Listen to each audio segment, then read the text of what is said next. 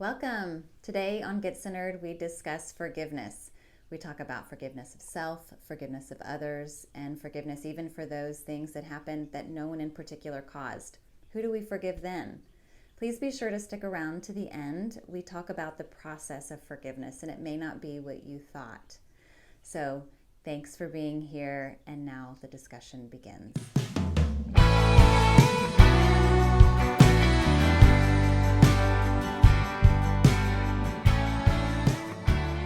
Hey folks, welcome back to Get Centered, where the practitioners from the Center for the Healing Arts and Sciences come together and talk about topics that we find interesting.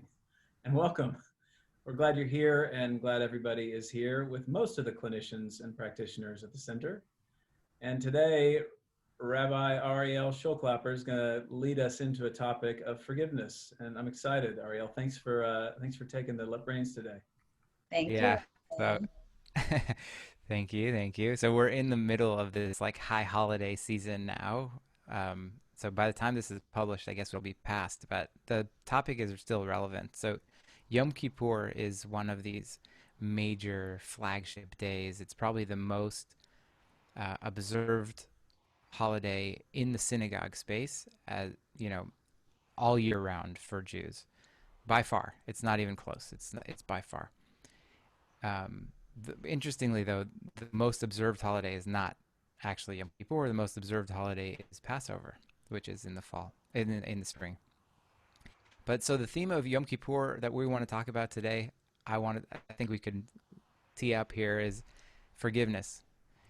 So the concept that we have is that Yom Kippur is the day of forgiveness, is the day of making the wrongs right, of going through the spiritual work, of really turning towards the things in our lives that we're not so proud of, the things that we've done that we maybe shouldn't have done or shouldn't have said, and actually kind of reckoning with those things and doing the work to have those forgiven. And so I think the big misconception that people have is they don't understand that there really are three categories of ways you can go wrong in terms of interpersonally or relationally or just in the world really. So the three categories of forgiveness that the tradition lays out are things that you do that happen between you and yourself, right? So things that you do that you know you shouldn't be doing for your own sake. So then there's between you and your friends. So that's something that you and your mom, or you and your wife, or you and your best friend, or you and your neighbor, or you and the grocery clerk have to sort out. And then there's the third category, which is really the big deal about Yom Kippur, which is between you and the divine. And the way that I want to define divine here is basically everything that belongs to the category outside of myself and people around me. So, so everything else, whatever that everything else is. And so that's what the day is really about. The day is really about that connection between you and the divine. And I think a lot of people come into that space going, well, if I just sort out my stuff with myself, then that should solve all the other stuff that I've done, right? They say stuff that to other people that they shouldn't be saying, and they say, well, I'll make up for it at Yom Kippur.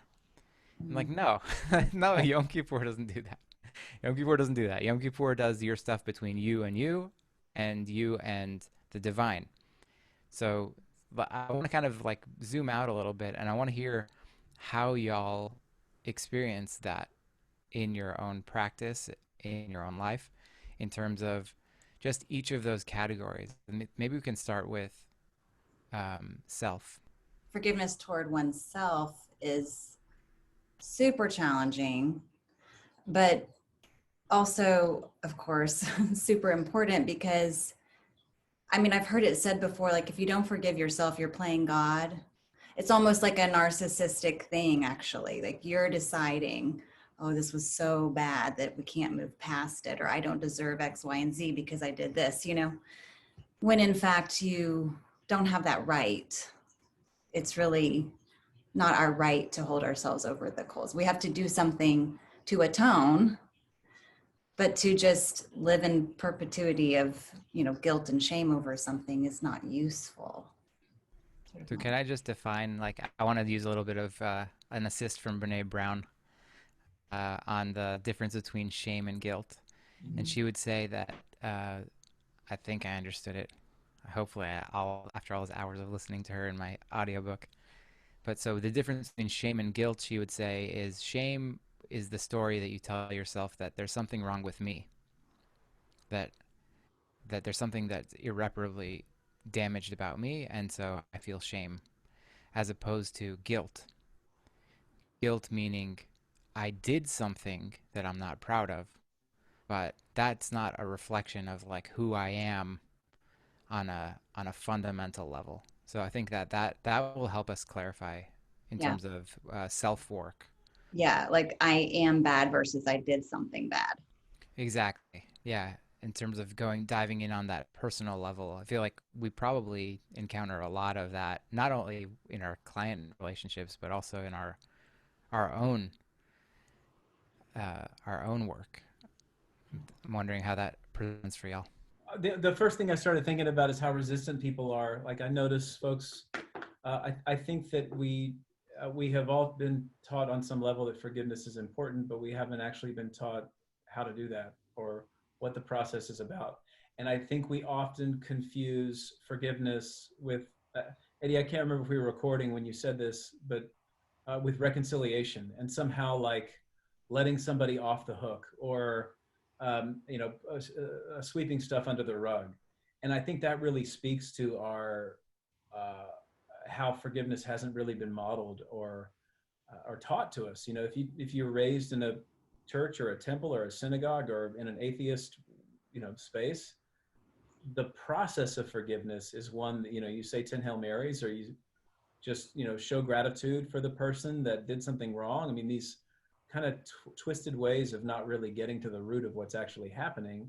And the root of what's happened is that our sense of worthiness has been put onto the line. And so the resistance, I think, is this story that we continue rehearsing that has more to do with how we victimized ourselves, and we're repeating the victimization over and over again. I always do this, or I can't believe I did that. And it's that it's like grooves in the road where we can't actually get out of that narrative of unworthiness or fear or hurt. And so the first thing I think about, well, I love hearing this, Ariel. First of all, hearing it kind of broken down into these different dynamics, because they to me, that gives a lot of hope. Because I just see folks in my practice all the time that are like resistant to forgiving because they haven't actually had it defined for them what that really is. It almost reminds me a little bit of the AA model, that step that they take to atone and actually go approach anyone that they have, perpetrated against. And they can't just think it in their mind, oh, I hope that person forgives me, I really am sorry. They have to physically call, go visit, and speak the words and face up to that. Yeah, absolutely. I mean, yeah, Gia looks like she's right on Yeah. the edge yeah.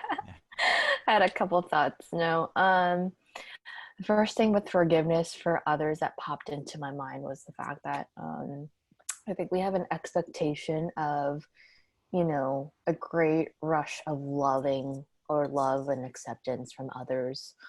But I feel like that's more artificial. I think kind of like John outlined it. I feel like it should be instead more of an honoring of like the intention within our own minds. Kind of, but also showing love to ourselves. Because I think that a lot of times we may have, or even for myself, some sort of lived up expectation that doesn't follow through, or not showing ourselves kindness through the process of forgiveness. And I feel like for right now, I feel like it might be beneficial for us to be more kind to ourselves first, as we go along the process of being able to forgive others, because I think at the end of the day, it kind of all comes back to us, and sometimes even we fall short of whatever we were hoping for. Mm-hmm. Well, and I feel like ironically, the kindness to ourselves can be the forgiveness of others. And again, going back to that, like forgiveness doesn't mean that you erase all of your boundaries and everything goes, you know, it has more to do with the fact that what's the old adage, like resentment and hatred for another person is like serving them poison in their drink, but it's actually ending up in your own cup. You've given everything away. I know where the poison is. Then make your choice. I will, and I choose. What in the world can that be? What? Where? You know, so you're really just hurting yourself when you hold on to the resentments of others and you can't let it go. Yeah, I think one of the important pieces that it's like a prison, right? We imprison ourselves and we misinterpret everything, and then we end up in a state of blame, which really breeds that resentment, and we become bitter, and then we rehearse these stories over and over again, which leads us down the road of the victim, where we're saying like, you did this to me or you did that, and it doesn't allow for us to feel the empowerment of what it feels like when we can kind of separate ourselves from the other person, whoever perpetrated something, some betrayal or some kind of issue, some harm, and to recognize that we actually have the power to separate ourselves and to heal ourselves. We forget that we can self-heal, and hence the reason why it continues, because the source or the antidote is imagined to be outside of oneself as opposed to inside of oneself. I like when John said about victimhood, because it's you hurt me, and so now I'm in a position of power because I can laud this thing over you. And it's a way to never look inside yourself to see, well, what role did I have to play in whatever this happened? And maybe it was nothing, but maybe it was something. And that victimhood and not being able to forgive sort of prevents some self introspection and really understanding what role that one has to play in these relationships. The way I see it so often for clients is that, John, when you said the prison, very much that, but there's sort of an invisible unconscious prison often that I find clients in, related to sort of what Gia and Leila Scott were saying. Often there's some childhood expectation or relationship with parents or something like that there is some shame about. I wasn't able to heal my parent. I wasn't able to be what they wanted me to be, or something like that. It's going on very much on an unconscious level.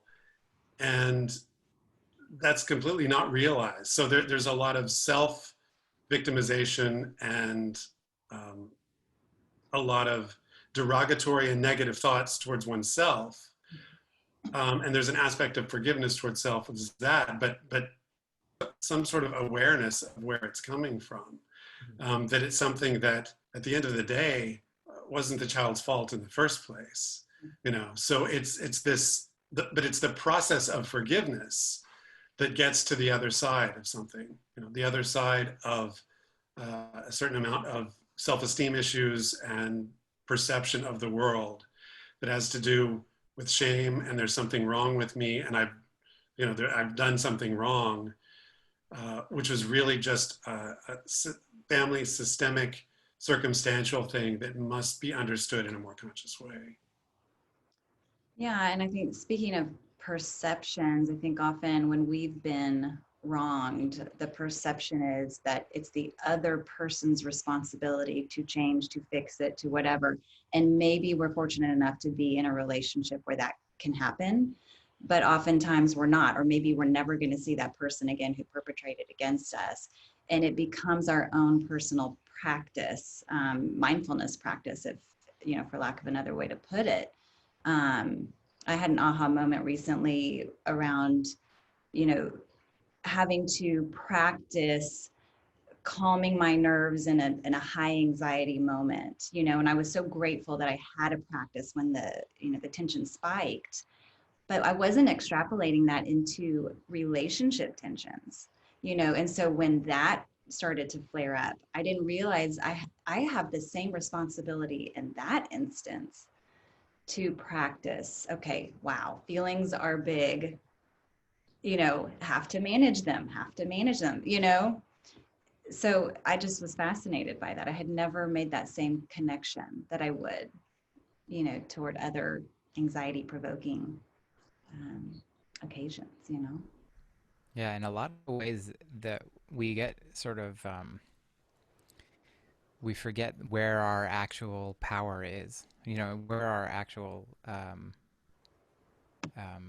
ability to impact comes from. It comes from our own how we interact in the world, right? So one of the things that I keeps coming up over and over, and is really a foundational piece of what I teach and what I practice, is that all I really know are my own perceptions, right? I have no crystal ball. I have no mind reading capabilities when it comes to the people around me. And so the best way for me to do all of the practices is to encounter myself.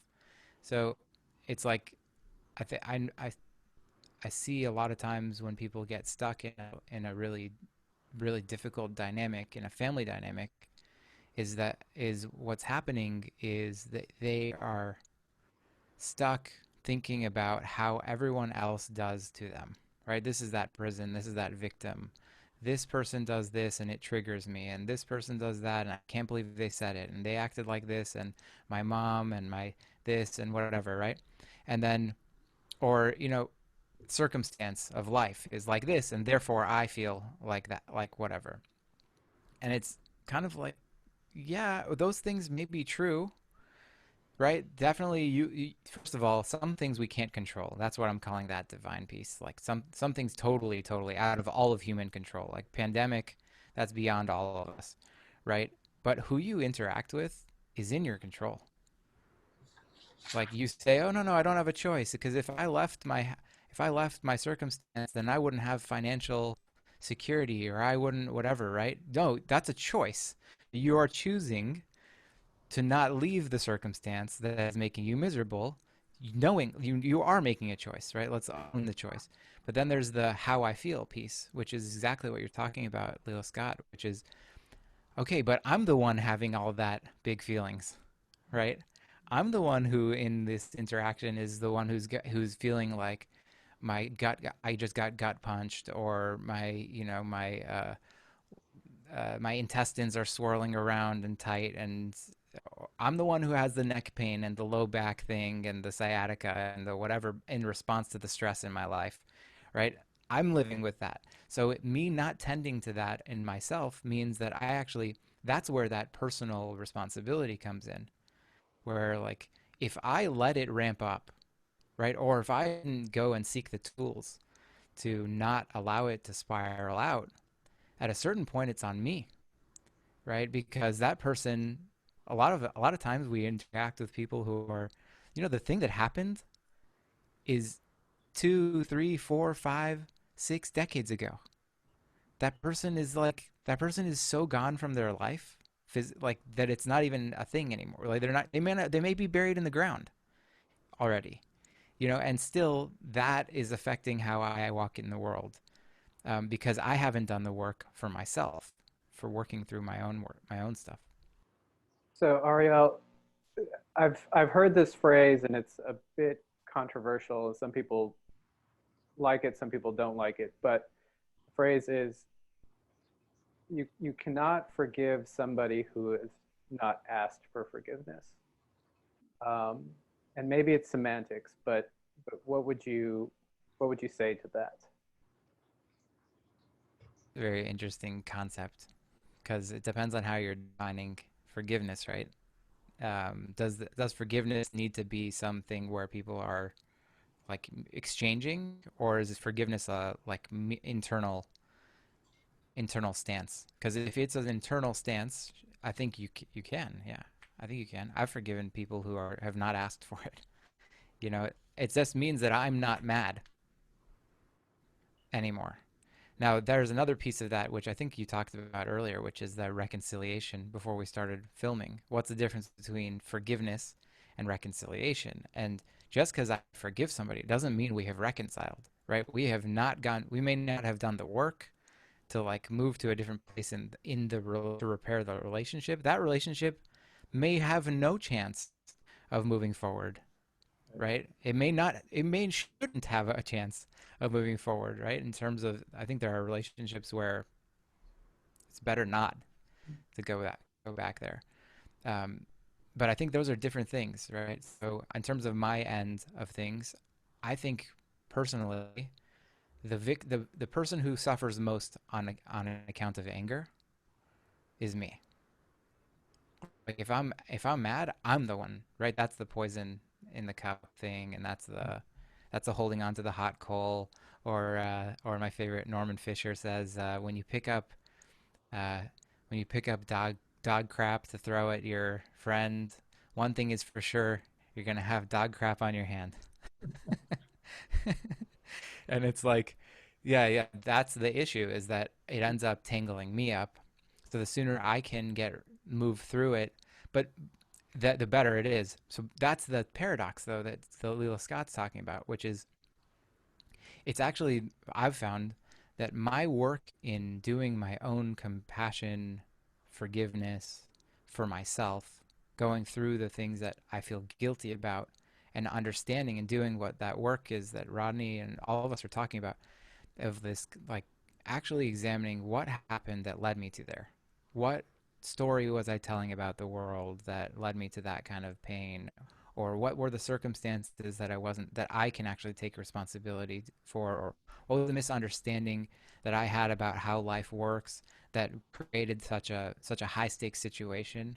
I think this is the issue with just being a child generally and going into teenagehood, is that we see these human beings who are like, double, triple, however many X our size, and we think, oh, they must know everything, right? They must be perfect.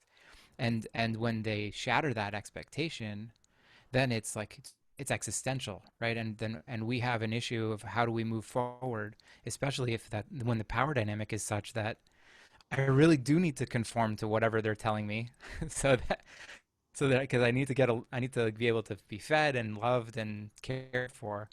Um, and now as an adult, that's not so anymore, right? And I understand that they were going through their own stuff, and I understand that the reason that I responded to my life trauma is by doing X, Y, and Z, which was great for that time to keep me safe, to dissociate enough from my situation. But now it's causing really big damage in my life. And that work of actually doing that piece of turning back, seeing what I actually did and what led me there. Now I understand how lots of other people do that. Like how lots of people are still twisted up in that. So when I see somebody else who's doing something that I'm not happy about, it's very easy for me to forgive them now. Because I understand, it doesn't mean that I'm saying that's okay what they're doing. It doesn't say that, but I understand how they might have come there. It's like that internal work that ends up allowing me to be free in the world, because I can see how other people, even though I don't have a crystal ball, even though I don't have that mind reading capability, I understand what pain does and misunderstanding does to a human being because I see it in me. That's a very important differentiation between the person and the act that was committed. And that often, I think it is possible to forgive a person, but not to forgive an act. The act is whatever happened, but to forgive the person is relational, and is to understand who they were in the context of what happened. Yeah. So I'm reading a book right now. I've got an interview I'm planning for the podcast, and this guy's a psychoneuroimmunologist, and the book is called The Mind-Body Code. So I give credit where credit's due. And he actually wrote a chapter on forgiveness that I really enjoyed. And he has a couple of practices that he offered. And anybody who's curious, read this book. It's very good.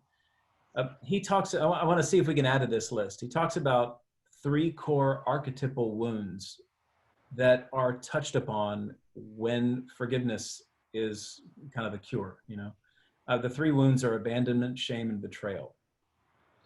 And what he's saying actually is it's not the event, right? Because that thing happens to us.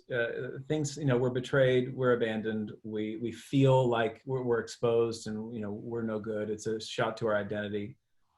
The thing that we carry with us, the actual wound, what he's proposing are these three things: the wound of abandonment, the wound of shame, and the wound of betrayal. And what I like about what he says is that that's the location of the forgiveness. It's an interior process. And I think that's what we've forgotten, is that we perceive that it's about them over there, and I have to go in and say, damn it, I need an apology from you. And rather than, and which may be valid, like it usually is valid, right? I mean, we need to somehow, communicate in a way that takes ownership, and somebody recognizes that, yes, I did something. If I want to maintain this relationship, I need to take ownership for what I did. But what I've really enjoyed here is he's saying to really focus on how you actually feel and what you're carrying around with you, and to begin to connect with the sense of unworthiness, the sense of hurt, and to forgive is to actually do that in the interior landscape. And to me, that's very expansive. I wish we all got this kind of education, but I'm not somebody. I used to work in a residential facility with adolescents, and I would say to these kids, I would go, man, like, you guys are getting an education that I never had. Like, we didn't talk about empathy when I was a kid. Like that word, I don't even know that I knew what that word was. That just wasn't in my lexicon. And so to now have this, okay, I can identify that. Okay, what really hurts? What hurts is I feel unworthy. Why? Because you didn't love me in the way I wanted to be loved, or because you rejected me. Like, the rejection is the hurt, the event. I ask somebody to go out with me, and they say no, that hurts. But what I then carry around with me is my unworthiness as a result of that. That's how I culturally understand the event that happened to me. And that's the source of forgiveness, which is blowing my mind. Yeah, there's also an interesting responsibility. We call them commandments, but that's just like an imperative, right? It's saying this is really important. This is an important thing. Part of this forgiveness process is we have a responsibility to make it known when somebody has harmed us. Like to go and have the conversation, to give them the opportunity to make amends, because they may not know what they've done. Yeah. And so you're leaving them in a place where you're angry. First of all, you're the one who's suffering, right? You're angry. But on the other hand, you didn't give them a chance even to make it right. I have a personal rule for myself that if I feel offended to whatever extent, I have two choices. I can either go talk to the person about the offense and what came up in me and what each of us can do to make it better, or I'm going to drop it. Because if I'm not going to do the first thing and I don't do the second thing, then we have a long drawn out, potentially passive aggressive, who knows, that can last for years, right? Decades. And it's so freeing personally, oh, okay, no, this one really doesn't feel like something I need to bring up. I can really see probably that there was an oversight there. I don't think it meant much. Boom, drop it. It's gone. But option C is that if you find yourself carrying around the resentment, see option A. Yes, but that's going on, right? Like, that's going on a minute to minute basis, right? So if it's been 24, 48 hours and it's like, I thought I could drop this, but I can't. Yes, it's the conversation time, right? Which is hard. Yeah. Which requires a whole kind of education and just sensitivity that is cultivated. And I think it goes back to those conversations we've had before about, how do you approach those conversations? Is it, you did this, or is it, I was surprised that I felt a certain way the other day. This is what happened. you know, can we talk about where that came from? Huge difference. And often, Yeah. these things come up in, relatively minor things. It feels like taking the high road by not mentioning, Right. it's not a big deal. But that's actually a kind of repression. Yeah. And it's amazing that I've experienced in clients like something small. It's like I was actually able to, in a positive way, say, that really bothered me. And the amount of empowerment that comes from that, and the amount of sort of building the muscle of positive relationship building, because exactly, John, as you were saying, because even these small things are sitting on top of a much larger issue of, well, I'm not worthy to say that something bothers me, or it's, something that's much more structural in a person's psyche. Yeah, and I think also if our choice is consistently, I'm not going to bring it up. Obviously, there's some avoidance going on there, but I think it's important to look at how much faith you have in that relationship, whether it's a friendship or a partnership or anything. If you don't think that the relationship can contain you bringing forward the way that you feel, by taking ownership of it, right? Not by blaming, then that's a whole other issue, right? Well, and that's why education around this topic is so important, Sure. because anytime you mention that forgiveness should maybe start internally, the knee-jerk reaction is, well, you're blaming the victim, and that just stops the conversation. And truly, if forgiveness starts within, that's where you need to go. And you're not blaming the victim, but the victim does have a role to play, and forgiveness is a large part of that role. Well, we see that in groups. So there's this correlation between, I heard this years ago, it may have been in a lecture where the lecturer, she was comparing people who have been in groups that are, that have been diagnosed with cancer, and then rape victim groups. And what they say, the group facilitators say they see a shift in the group. They go from this victim dynamic, this happened to me, into one of survivorship. So there's some empowerment that's reclaimed. It's not saying that, I'm okay with the person that perpetrated against me, or I'm okay with the fact that I got cancer. It's saying that my perception of the experience internally can shift. And it's that empowerment that then says, well, I'm looking at this in a totally different way than I was before, and nothing's changed externally. I was still wounded, I was still overwhelmed, I was still hurt, but here has shifted. Yeah, to me, Thank you for bringing it back to the divine. So now we're talking about the Yom Kippur stuff, right? This is now we have arrived at Yom Kippur, because Yom Kippur is the day when you reckon with the stuff that there is nobody to blame for.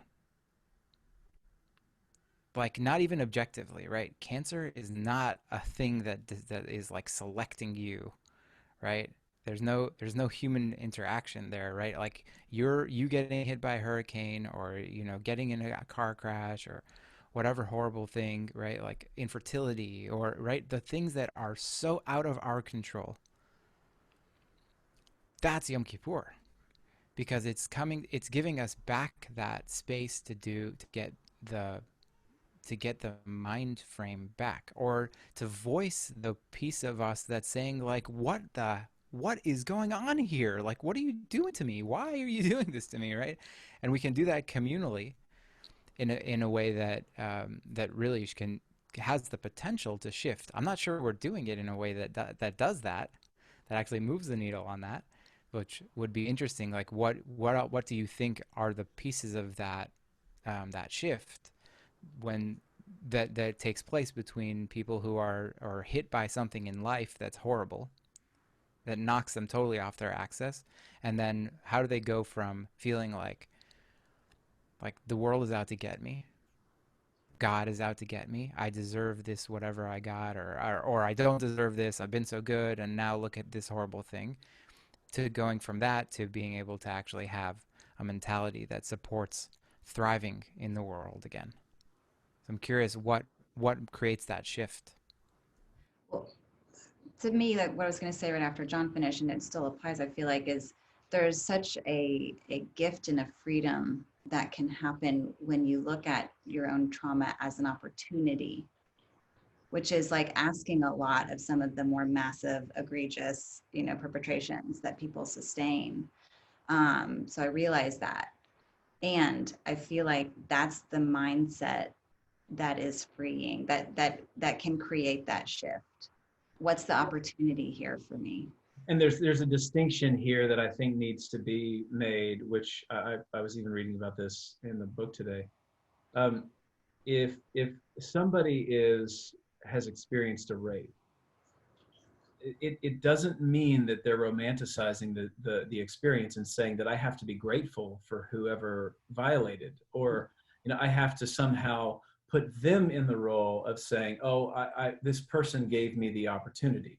Again, that I think is harmful, and people who have talked about that, I think, are off. It's this piece again, like I have the opportunity to out of a trauma, and I certainly have this experience with my traumas where I've been cracked open in a different way. The trauma, like anything else, cracks me open, and I can look inward in a different way than I had before. My intrapsychic structure is blown apart, and I can see inside all the kind of raw spaces that were inaccessible to me before.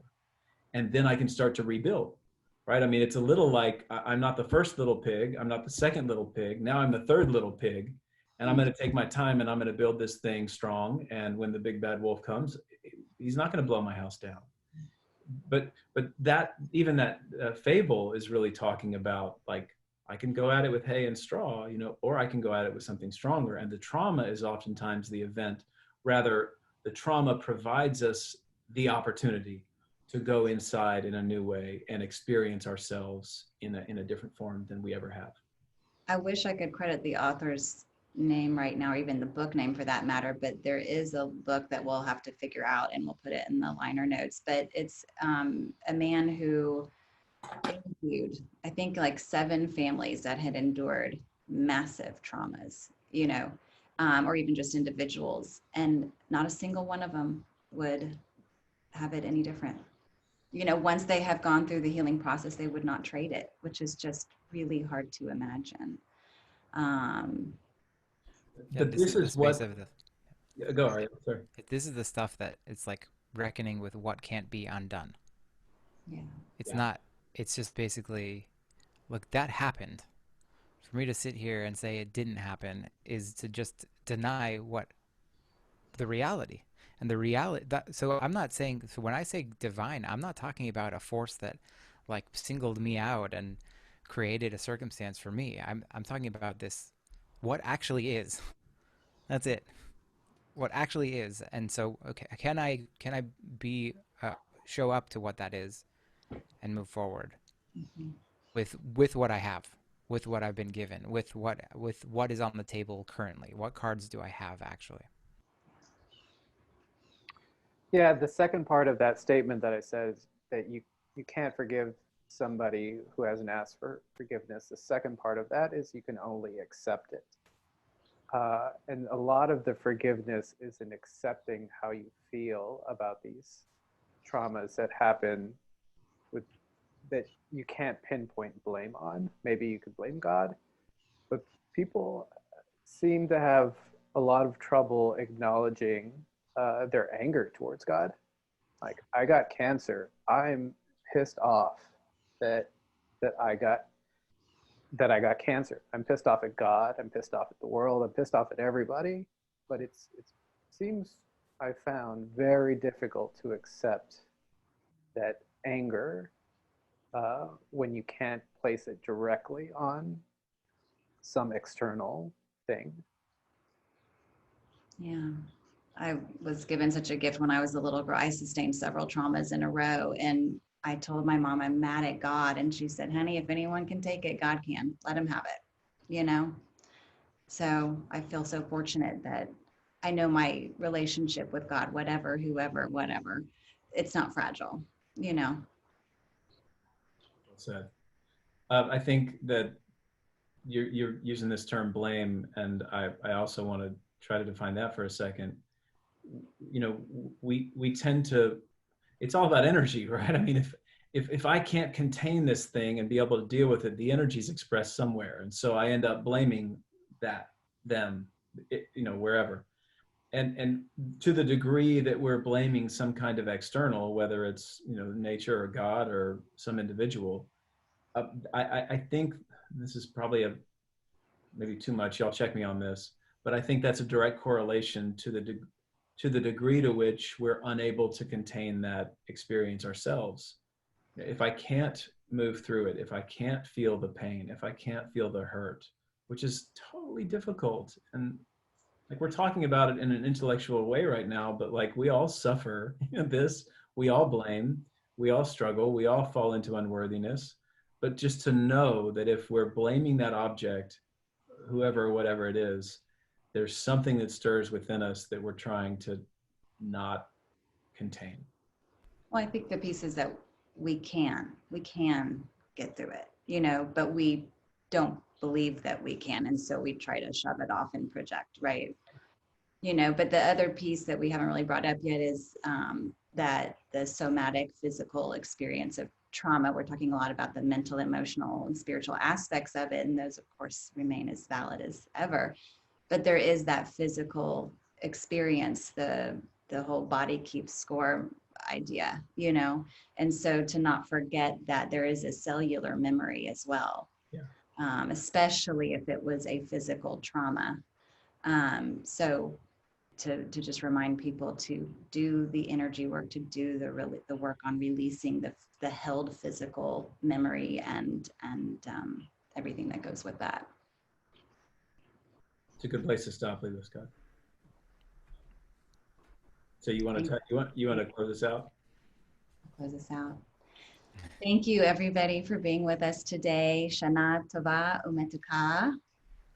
Happy holidays in Hebrew. Please hit subscribe, like the bell for reminders when we put out a new episode. Send us an email about any kind of topic you want us to discuss. And we'll see you next week. Yeah, next week. Thanks, Shel. Thanks, Ariel.